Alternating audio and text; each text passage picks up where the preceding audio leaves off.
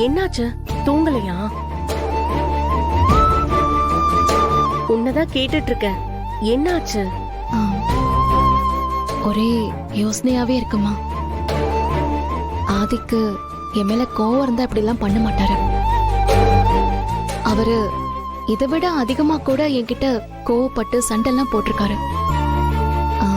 அப்படி இருந்தவரு இப்போ ஏன் என் போன் அவாய்ட் பண்ணணும், என்ன பார்க்காம இருக்கணும்?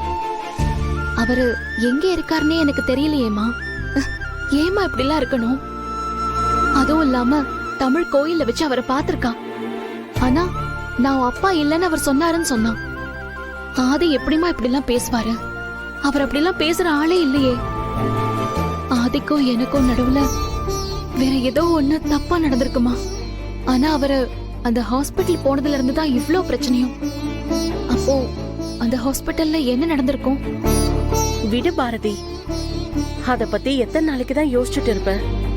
ஆதி திரும்ப வந்துருவான்னு எனக்கு நம்பிக்கை இருக்கு. நீயும் அதே நம்பிக்கையோட இரு. கண்டிப்பா அவன் உன்னை தேடி திரும்பி வருவான். அம்மா, அவரு திரும்ப வர்றதும் வராததும் பிரச்சனை இல்ல. அவரை சுத்தி என்னமோ நடந்திருக்குமா, அதுதான் தெரியணும். அதை கண்டுபிடிக்கணும். நான் அவரை வேண்டான்னு சொல்லி சண்டை போட்டு வந்தப்ப கூட அவர் என்ன தேடி எதிர் வீட்டுல வந்து உட்கார்ந்துட்டு இருந்தாரு. அப்படிப்பட்டவரு இவ்ளோ தூரம் என்ன அவாய்ட் பண்றாருன்னா கண்டிப்பா அப்ப இதுல வேற ஏதோ ஒரு விஷயம் இருக்கு.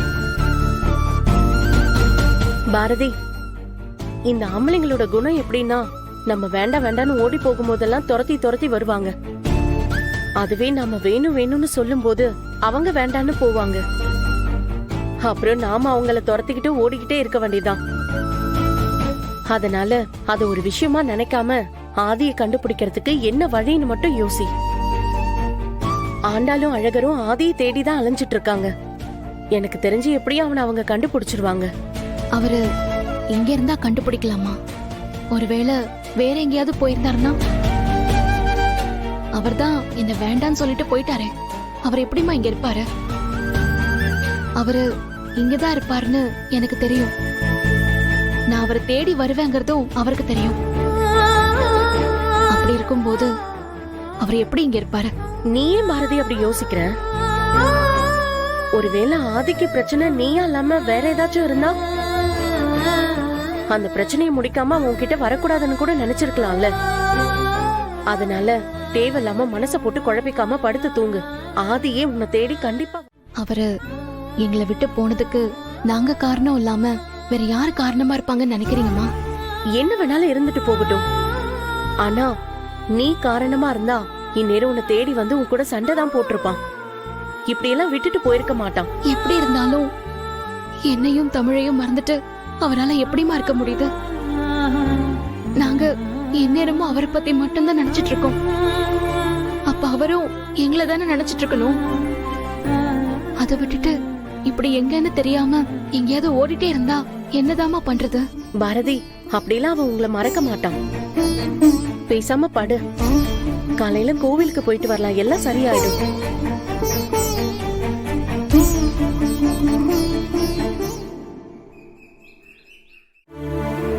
மா, வா பாரதி. என்னம்மா இது?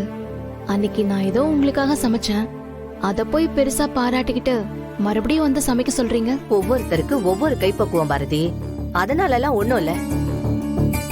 அந்த தம்பி ரொம்ப நல்ல தம்பி பாரதி. பாவம், அது சொந்த பந்தம்னு சொல்லிக்க யாருமே இல்ல போல. அதுவே ஆசாசியா கேக்கும் போது என்னால தட்ட முடியல பாரதி. அதனாலதான் உன்னை வர சொன்னேன். அதெல்லாம் சரிதாம்மா, இருந்தாலும் எனக்கு ஒரு மாதிரியா இருக்குமா. இதுல ஒண்ணும் இல்ல பாரதி. சந்தோஷத்திலேயே பெரிய சந்தோஷம் அடுத்தவங்களுக்கு சாப்பாடு போட்டு வயிறார சாப்பிட வச்சு பாக்குறதுதான். அந்த குடுப்பனை எல்லாருக்கும் கிடைக்காது பாரதி. இன்னைக்கு ஒரு நாள் மட்டும் எனக்காக சமைச்சு கூட. சரிம்மா, நான் உங்களுக்காக சமைக்கிறேன், போதுமா? நீ நல்லா இருப்ப. சரி, காய்கறி எல்லாம் வாங்கி வச்சுட்டேன், அரிசியும் கழுவி வச்சுட்டேன். நீ கொஞ்சம் சமைச்சுக்கிட்டே இரு, நான் அதுக்குள்ள கடை வரைக்கும் போயிட்டு வந்துடுறேன். வரட்டா?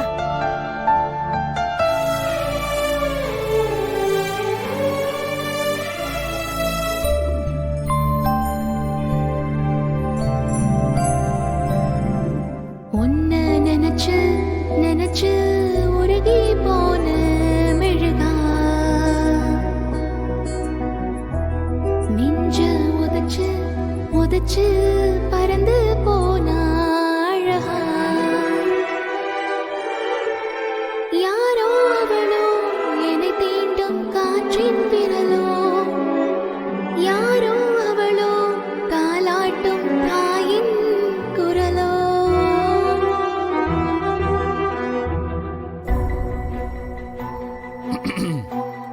கொஞ்சம் சத்தமா பாடுறீங்களா?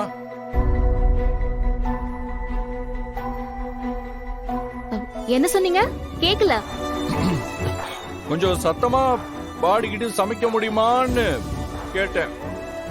ஏதாவது ஒண்ணுதான் செய்ய முடியும். பாடவா சமைக்கவா? வேண்டாம் வேண்டாம், நீங்க சமைக்கவே செய்யுங்க. உன்னை நினைச்சு நினைச்சு உருகி போன மெழுகா நெஞ்ச உதச்சு உதச்சு பறந்து போன அழகா யாரோ அவளோ என்னை தீண்டும் காற்றின் விரலோ